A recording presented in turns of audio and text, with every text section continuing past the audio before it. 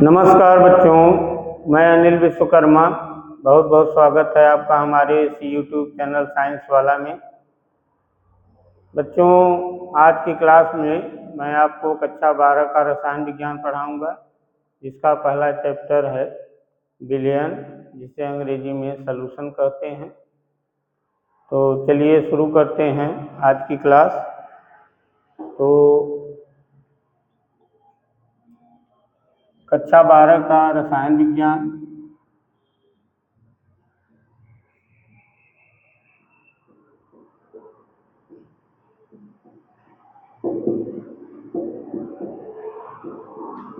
Chemistry, जिसे अंग्रेजी में कहते हैं,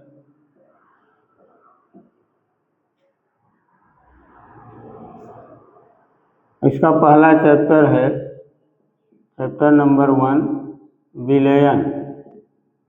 विलयन जिसे सॉल्यूशन कहते हैं।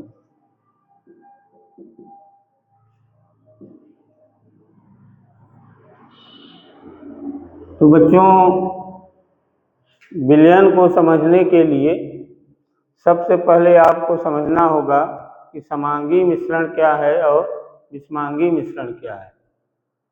तो ये शब्द आप सुने भी होंगे, समांगी मिश्रण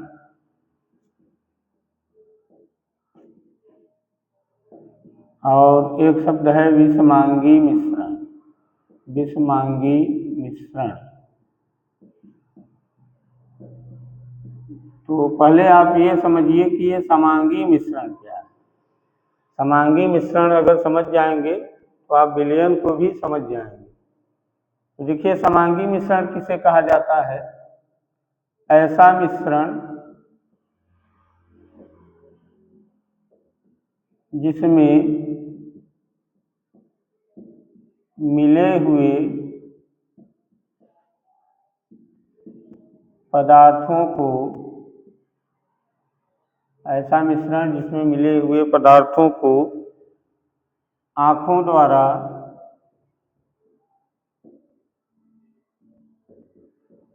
अलग अलग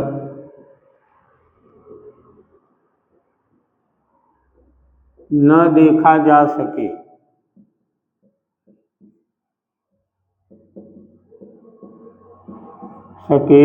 उसे समांगी मिश्रण कहते हैं। उसे समांगी मिश्रण कहते हैं। तो समांगी मिश्रण की ये परिभाषा है। ऐसा परिभाषा किताब में नहीं लिखा हुआ है, लेकिन मैं आपको समझाने के लिए बता रहा हूँ। समांगी मिश्रण किसे कहा, समझिए आप लोग। ऐसा मिश्रण जिसमें मिले हुए पदार्थों को आंखों द्वारा अलग अलग न देखा जा सके। जैसे देखिए, जैसे हम लोग चीनी और पानी का मिश्रण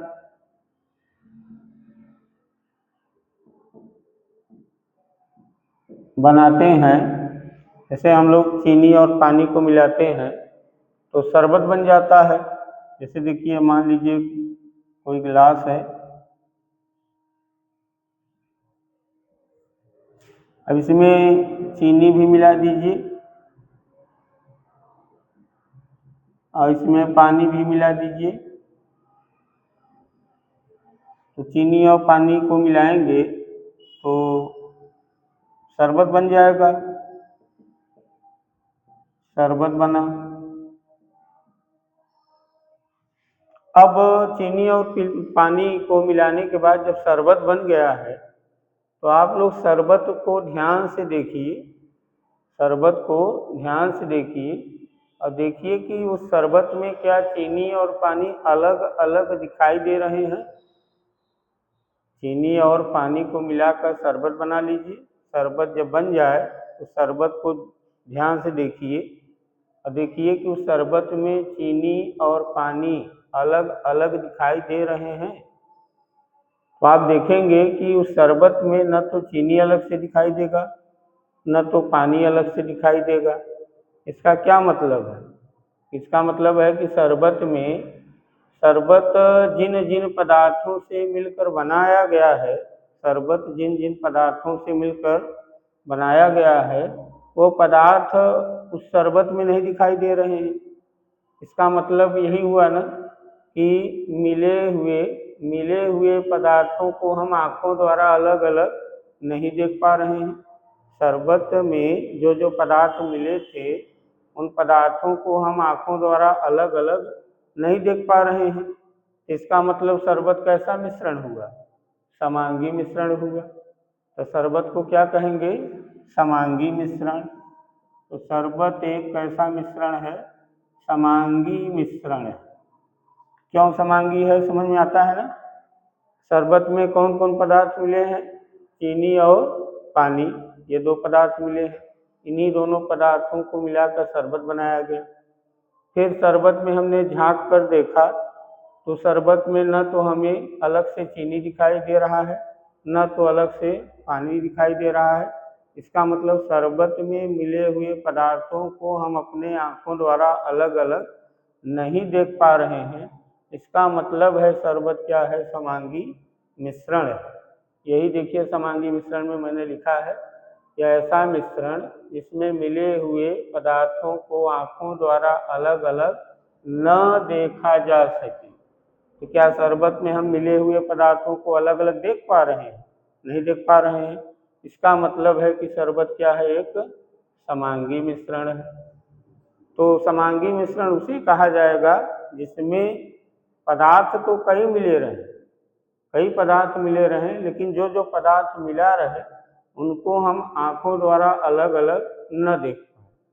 जैसे आप लोग मेडिकल स्टोर में देखते हैं, कई सिरप आते हैं, सिरप जैसे खांसी का सिरप आता है या तमाम सिरप आते हैं, तो उन सिरप में क्या क्या पदार्थ मिलाया गया है, क्या हम लोग उस सिरप को देख के पता लगा सकते हैं? नहीं पता लगा सकते उसमें क्या क्या पदार्थ मिलाया गया है। तो उस मिश्रण में, यानी जो सिरप आता है, खांसी की दवा मान लीजिए आती है, उसमें क्या क्या पदार्थ मिला है उसको हम आँखों द्वारा अलग अलग नहीं देख सकते हैं। इसका मतलब वो सब क्या है? समांगी मिश्रण है। तो समांगी मिश्रण का मतलब मिले हुए पदार्थों को आँखों द्वारा अलग अलग न देखा जा सके, उसे क्या कहते हैं? समांगी मिश्रण। और अगर इससे आप नहीं समझ पा रहे हैं तो एक चीज़ और हम बता रहे हैं। जैसे मान लीजिए चीनी और पानी को मिलाने से शरबत बना है, तो क्या कीजिए आप एक चम्मच लीजिए और एक चम्मच शरबत ऊपरी साइड का एक चम्मच शरबत निकाल कर टेस्ट कीजिए। सबसे ऊपरी भाग का शरबत निकाल कर टेस्ट कीजिए। फिर बीच का शरबत निकाल कर टेस्ट कीजिए। फिर एकदम नीचे का शरबत निकाल कर टेस्ट कीजिए। एक चम्मच लीजिए और एक बार एकदम ऊपरी भाग का शरबत लेकर टेस्ट कीजिए। फिर बीच का शरबत निकाल कर टेस्ट कीजिए। फिर एकदम नीचे का शरबत निकाल कर टेस्ट कीजिए। अगर तीनों जगह का टेस्ट एक समान आ रहा है, तीनों जगह का शरबत का टेस्ट कैसा है? एक समान है, इसका मतलब है कि शरबत क्या है? एक समांगी मिश्रण है। तो समांगी मिश्रण आपको समझ में आया होगा। समांगी मिश्रण क्या है? ऐसा मिश्रण जिसमें मिले हुए पदार्थों को आँखों द्वारा अलग अलग न देखा जा सके, उसे क्या कहेंगे? समांगी मिश्रण। जैसे चीनी और पानी का मिश्रण एक समांगी मिश्रण है, क्योंकि शरबत जो बना है चीनी और पानी को मिलाने से, इस शरबत में न तो चीनी हम अलग से देख पाएंगे अपने आँख से और न तो पानी को अलग से देख पाएंगे। इसका मतलब है शरबत क्या है? एक समांगी मिश्रण। तो चलिए समझते हैं अब विलयन क्या है। तो देखिए जितने समांगी मिश्रण होते हैं उन्हीं को विलयन कहा जाता है। जितने भी समांगी मिश्रण हैं उन्हीं को क्या कहा जाता है? विलयन। तो चूंकि शरबत एक कैसा मिश्रण है, समांगी मिश्रण है, तो शरबत भी क्या है, एक विलयन हुआ। जितने भी समांगी मिश्रण होंगे वो सब क्या कहलाएंगे, विलयन कहलाएंगे। तो विलयन की परिभाषा हम लोग लिख सकते हैं। विलयन किसे कहते हैं, हेडिंग डाल दीजिए, विलयन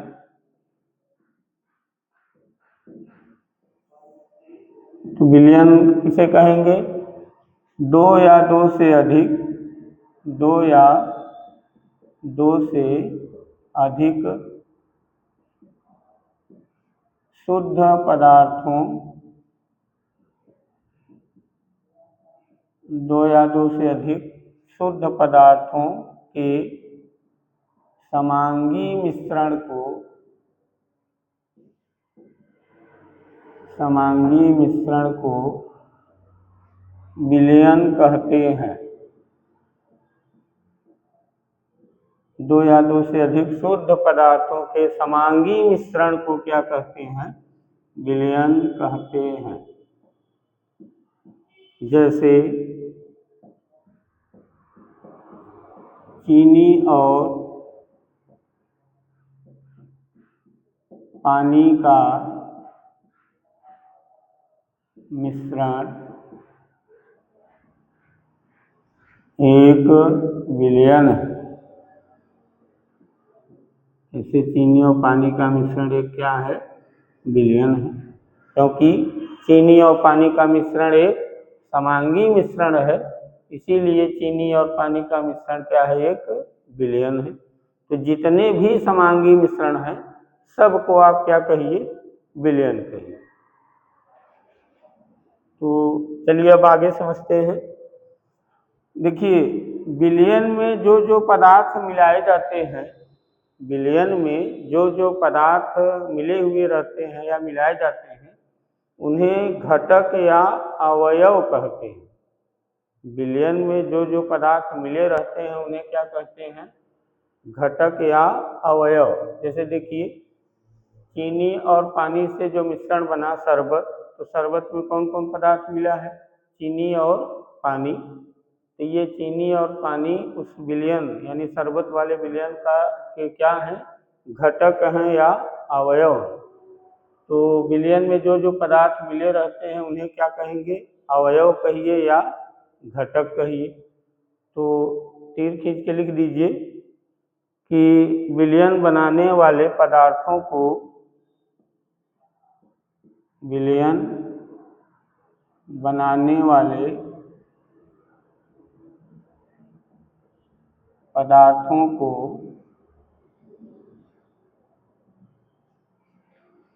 अवयव या घटक कहते हैं। विलयन बनाने वाले पदार्थों को अवयव या घटक कहते हैं।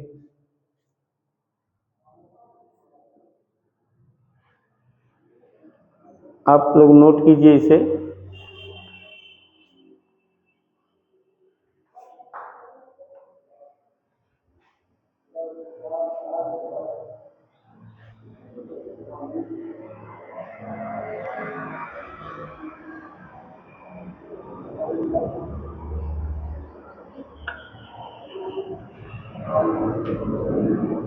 और देखिए, विलयन बनाने वाले पदार्थों को क्या कहेंगे, घटक या अवयव कहते हैं। तो विलयन बनाने वाले इन घटकों, विलयन बनाने वाले पदार्थों मतलब इन घटकों की संख्या के आधार पर विलयन कई प्रकार के होते हैं। जैसे देखिए, अगर कोई विलयन दो घटकों से मिलकर बना है, अगर कोई विलयन दो घटकों से मिलकर बना है, मतलब दो पदार्थों से मिलकर बना है, क्योंकि पदार्थ को ही घटक कहेंगे। तो अगर कोई विलयन दो घटकों से मिलकर बना है उसे द्विअंगी विलयन कहेंगे, द्विअंगी विलयन कहेंगे। अगर कोई विलयन तीन घटकों से मिलकर बना है, तीन घटकों मतलब तीन पदार्थ मिले हुए हैं, तब उसे कहेंगे त्रिअंगी विलयन। और अगर कोई विलयन 4 पदार्थों से मिलकर बना है तो उसे चतुअंगी विलयन कहेंगे। चतुअंगी विलयन कहेंगे। अगर कोई विलयन है जो केवल 2 पदार्थों से मिलकर बना है, जैसे शरबत है, शरबत में केवल चीनी और पानी मिला दीजिए, शरबत बन गया। तो शरबत कई पदार्थ से मिलकर बना है, 2 पदार्थों से, तो शरबत द्विअंगी विलयन हुआ। और जैसे मान लीजिए शरबत ही बनाइए, उसमें चीनी मिलाइए, पानी मिलाइए और नींबू का रस भी मिला दीजिए, तो कई पदार्थ मिल गए, 3 पदार्थ, यानी कि तब उसे त्रिअंगी विलयन कहेंगे। इसी तरह से अगर कोई विलयन 4 पदार्थों से मिलकर बना हुआ है तो उसे चतुअंगी विलयन कहेंगे। चतुअंगी विलयन कहेंगे। तो यहाँ हम लिख दे रहे हैं, विलयन बनाने वाले घटकों की संख्या के आधार पर, घटकों की संख्या के आधार पर, मतलब घटक मतलब पदार्थ, घटकों की संख्या के आधार पर विलयन को द्विअंगी,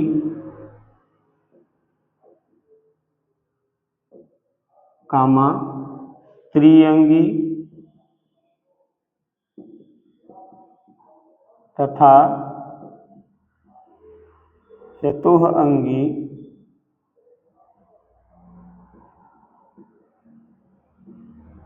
विलयन कहते हैं। विलयन कहते हैं। तो विलयन बनाने वाले घटकों की संख्या के आधार पर विलयन को द्विअंगी विलयन कहते हैं, त्रिअंगी विलयन कहते हैं, चतुअंगी विलयन कहते हैं। तो इसमें पहले आप हेडिंग डाल दीजिए, द्विअंगी विलयन। द्विअंगी विलयन, बाइनरी सॉल्यूशन। Binary solution.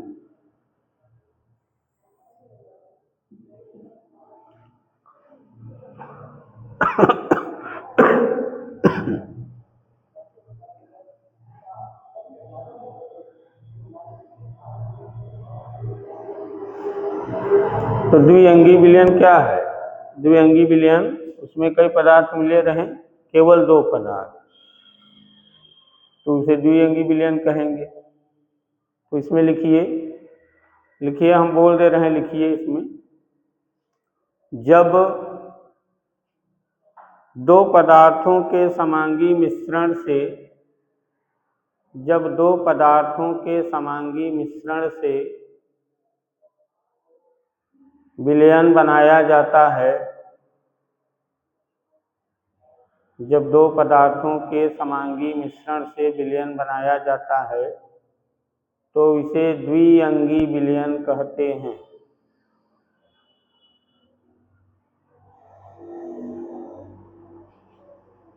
जैसे चीनी और पानी का मिश्रण, चीनी और पानी का मिश्रण, इसमें देखिए केवल चीनी और पानी 2 पदार्थ मिले हुए हैं, तो जैसे चीनी और पानी का मिश्रण। अब आप हेडिंग डालिए, त्रिअंगी विलयन। त्रिअंगी विलयन।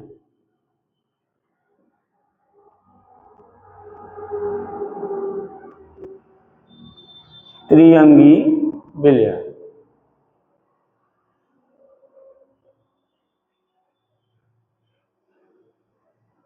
इसमें लिखिए, जब विलयन 3 पदार्थों के समांगी मिश्रण से बनाया जाता है, जब मिश्रण 3 पदार्थों के समांगी मिश्रण से बनाया जाता है तो इसे त्रिअंगी विलयन कहते हैं। तो इसे त्रिअंगी विलयन कहते हैं।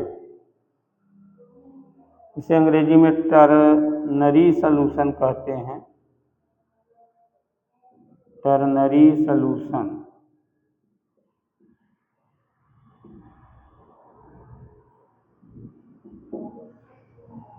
जैसे में लिख लीजिए, जैसे चीनी, पानी और नींबू के रस से बना मिश्रण। चीनी, पानी और नींबू के रस से बना मिश्रण। देखिए 3 पदार्थ मिले हैं, चीनी, पानी और नींबू का रस। अब हेडिंग डालिए, चतुअंगी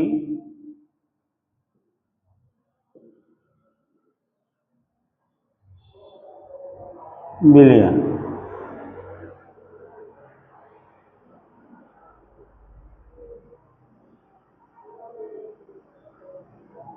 क्वार्टरनरी सॉल्यूशन।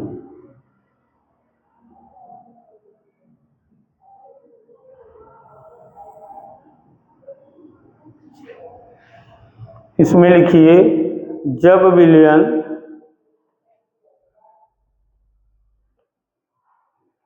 चार पदार्थों के समांगी मिश्रण से बनाया जाता है, जब विलयन चार पदार्थों के समांगी मिश्रण से बनाया जाता है तो इसे चतुअंगी विलयन कहते हैं। तो इसे चतुअंगी विलयन कहते हैं।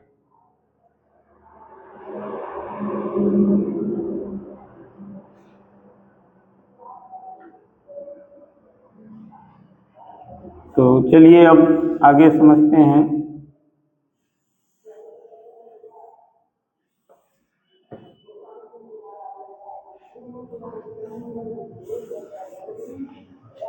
देखिए, जब हम लोग विलयन बनाते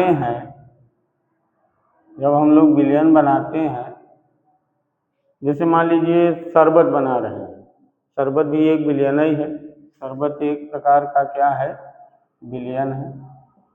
देखिए शरबत जब बनाते हैं तो उसमें एक पदार्थ कम मात्रा में मिलाते हैं, एक पदार्थ ज़्यादा मात्रा में मिलाते हैं।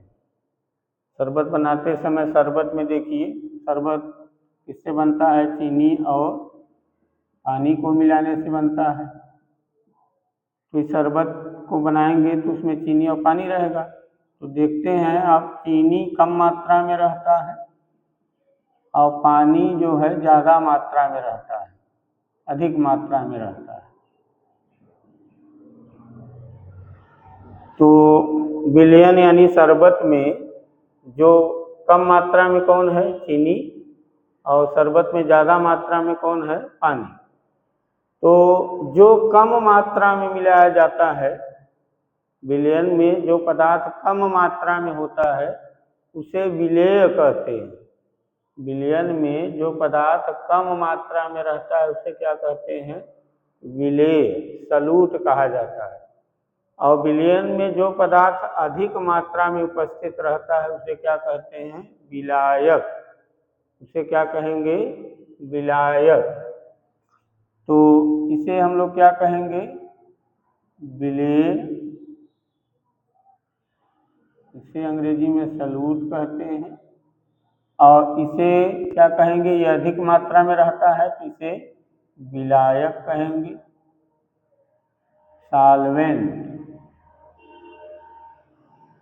और इन दोनों के मिलाने से जो बना उसे क्या कहेंगे, विलयन। विलयन मतलब सलूशन। तो विलयन में जो पदार्थ कम मात्रा में उपस्थित रहता है उसे विलेय कहा जाता है। और विलयन में जो पदार्थ अधिक मात्रा में उपस्थित रहता है उसे क्या कहते हैं, विलायक कहते हैं। तो विलेय विलायक आपको समझ में आता होगा कि विलेय किसे कहेंगे, विलयन में जो पदार्थ कम मात्रा में उपस्थित रहे उसे विलेय कहिए, और विलयन में जो पदार्थ अधिक मात्रा में उपस्थित रहे उसे विलायक कहें।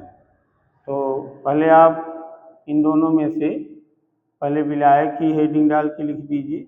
विलायक किसे कहते हैं? विलायक सॉल्वेंट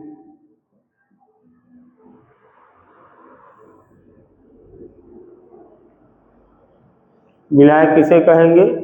विलयन में जो पदार्थ अधिक मात्रा में उपस्थित रहता है उसे क्या कहते हैं? विलायक। तो लिख दिया जाए इसमें, विलयन में जो पदार्थ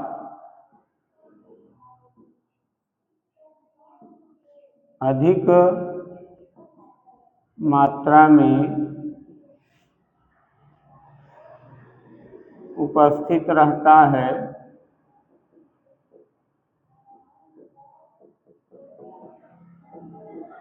उसे विलायक कहते हैं। उसे विलायक कहते हैं। विलायक को ए से प्रदर्शित करते हैं। ए से प्रदर्शित करते हैं। तो विलयन में जो पदार्थ अधिक मात्रा में उपस्थित रहता है उसे विलायक कहते हैं और विलायक को कैपिटल ए से प्रदर्शित करते हैं। जैसे में लिखना चाहे तो ये लिख सकते हैं, जैसे शरबत में पानी अधिक मात्रा में उपस्थित है ना, इसलिए शरबत में पानी अधिक मात्रा में है, इसलिए पानी क्या है? विलायक है। चलिए अभी इकट्ठा लिख देंगे दोनों का। अब हेडिंग डालिए विलेय सलूट। इसमें लिखिए विलयन में जो पदार्थ कम मात्रा में उपस्थित रहता है उसे विलेय कहते हैं। उसे विलेय कहते हैं। विलेय को बी से कैपिटल बी, विलेय को कैपिटल बी से प्रदर्शित करते हैं। प्रदर्शित करते हैं। तो विलेय किसे कहेंगे? विलयन में जो पदार्थ कम मात्रा में रहेगा, जो भी पदार्थ हो वो अगर कम मात्रा में है उसे विलेय कहिए, और विलयन में जो पदार्थ अधिक मात्रा में रहे उसे विलायक कहिए। जैसे में लिख दीजिए, जैसे शरबत में चीनी विलेय है,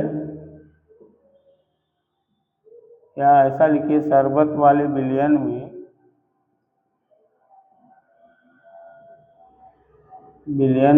चीनी विलेय है,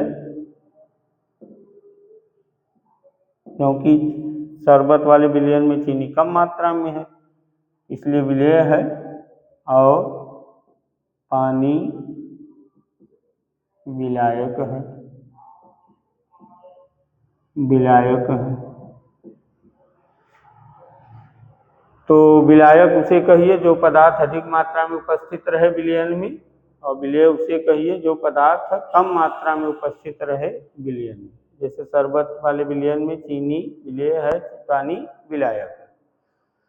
विलेय विलायक को और ढंग से भी बताया जा सकता है। जैसे विलायक उसे कहते हैं जो घोलता है। जो घोलता है उसे क्या कहिए? विलायक। जैसे देखिए चीनी को कौन घोलता है? पानी ही घोलता है। तो जो घोलता है वो क्या है? विलायक है। और जो घुलता है, जो घुलता है वो क्या है? विलेय है। तो जो घोलता है वो विलायक है, जो घुलता है वो क्या है? विलेय है। ऐसा भी समझ सकते हैं। ये सब आप लोग नोट कर लीजिए। चलिए मिट दे रहे हैं इसे।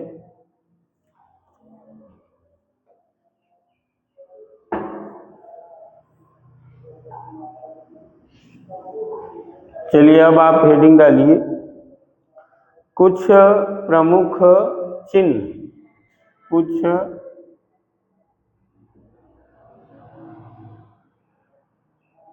प्रमुख चिन्ह, चिन्ह मतलब सिंबल,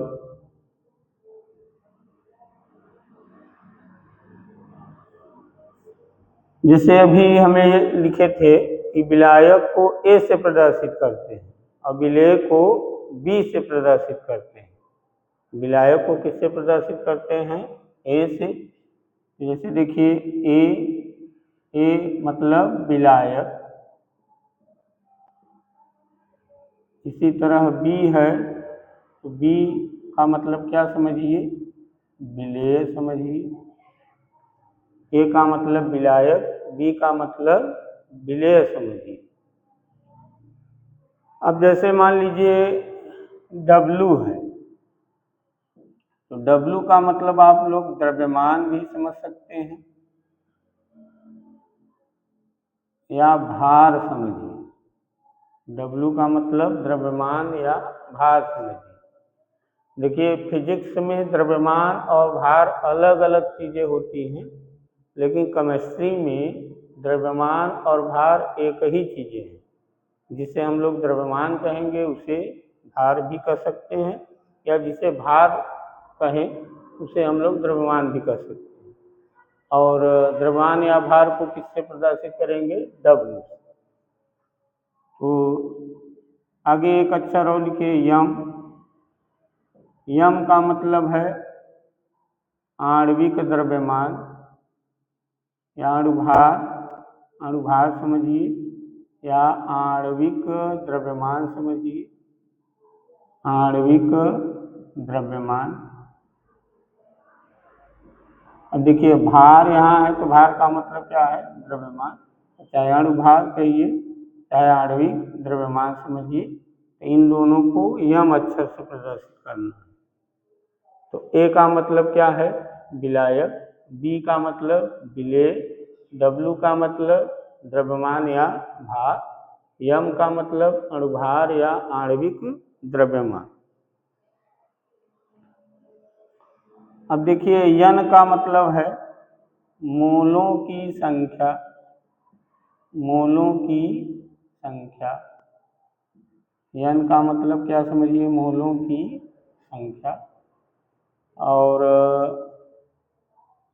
ऐसे यक्ष टाइप का अगर बना है इसे मोल प्रभाज समझिए, मोल प्रभाज,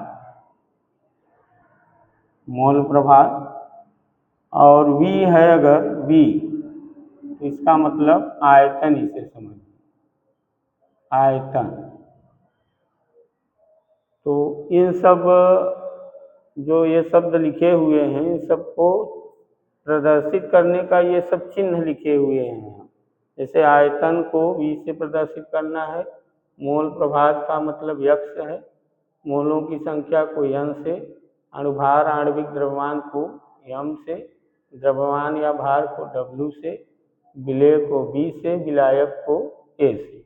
कहीं ए लिखा दिखेगा तो विलायक समझिए, कहीं बी है विलेय समझिए, डब्लू है तो द्रव्यमान या भार समझिए, यम है तो अणुभार या आणविक द्रव्यमान समझिए, यन लिखा है स्मॉल यन मोलों की संख्या, यक्ष लिखा है मोल प्रभाज या इसे मूल अंश भी बोलते हैं, मूल अंश बोलते हैं, और वी लिखा है तो आयतन समझिए। अब ये सब आगे सब आपको मिलेंगे, समझ में आएगा ये सब किस लिए है। अच्छा चलिए इतना अब जैसे मान लीजिए लिखा है, जैसे W के बगल में, ये जो W है इसके बगल में हम A लिख दिए। देखिए W के ठीक बगल में A नहीं लिखे हैं, ऐसे नहीं लिखे हैं एकदम सामने, थोड़ा सा W के बगल में A को थोड़ा सा नीचे साइड में लिखे। तो मान लीजिए इस तरह लिखा है, इसे हम लोग क्या पढ़ेंगे? तो देखिए यहाँ A का मतलब क्या है? विलायक। A का मतलब विलायक और W का मतलब द्रव्यमान या भार। इसका मतलब पूरा इसे क्या पढ़ें? विलायक का